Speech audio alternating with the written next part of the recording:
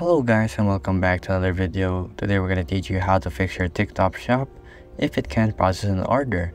So basically to troubleshoot payment failure checklist before you begin. So usually this is about payment failures. So payment failures are frequently caused by entering incorrect information, a poor network connection, or issue with bank authorization.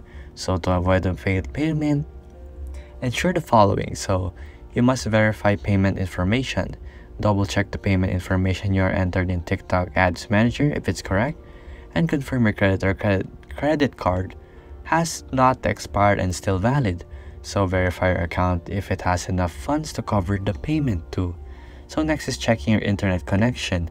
So by checking your internet connection, maybe it cannot push through because it has very slow internet.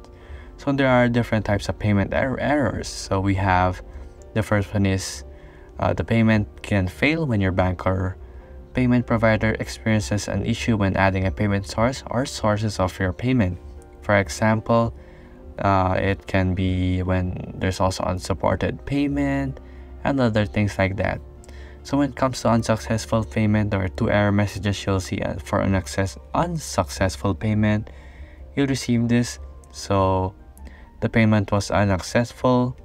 Due to the abnormality, please use another payment method and please try again.